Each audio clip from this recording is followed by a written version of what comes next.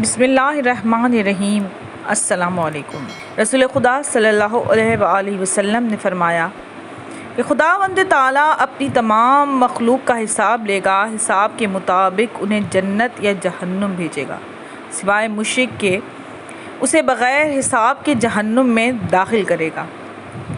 علی بن ابراہیم نے اپنی تفسیر میں نقل کیا ہے کہ حضرت امام علی رضا علیہ السلام نے فرمایا، جب قیامت کا دن ہوگا کچھ لوگوں کو موقوف حساب میں لایا جائے گا، ان کا صحیفہ ان کے سامنے کھولا جائے گا۔ جب اس کی پہلی نظر اپنے صحیفے پہ پڑے گی تو انہیں اپنی برائیاں نظر آئیں گی۔ یہ دیکھ کر ان کا رنگ فک ہو جائے گا اور ان کے اعضاء و جوارح کانپنے لگیں گے، وہ خوف زدہ ہو کر رہ جائیں گے۔ پھر انہیں ان کی نیکیاں دکھائی جائیں گی۔ جب اپنی نیکیوں کو دیکھیں گے تو ان کی آنکھیں ٹھنڈی ہو جائیں گی اور ان کی مسرت کی کوئی انتہا نہ رہے گی۔ پھر ثواب دکھایا جائے گا جو اللہ نے انہیں عطا کیا ہوگا۔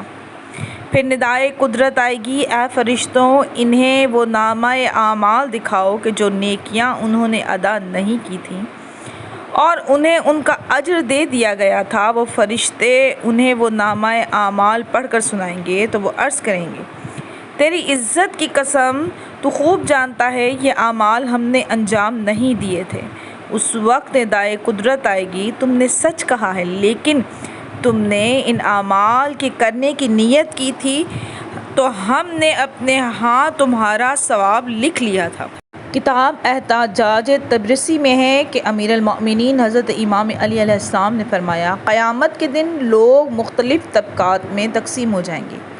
کچھ تو وہ لوگ ہوں گے جن کے بارے میں اللہ نے قرآن پاک کی سورہ انشقاق کی آیت نمبر 8 میں فرمایا کہ ان میں سے کچھ وہ ہوں گے جن کا حساب آسانی کے ساتھ لیا جائے گا، وہ اپنے اہل خانہ کی طرف خوشی و مسرت کے ساتھ آئے گا۔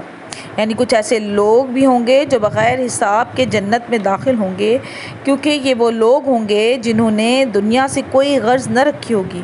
کچھ ایسے بھی ہوں گے جن سے قطرے قطرے کا حساب لیا جائے گا، ایسے لوگ بھڑکتی ہوئی آگ میں ڈالے جائیں گے۔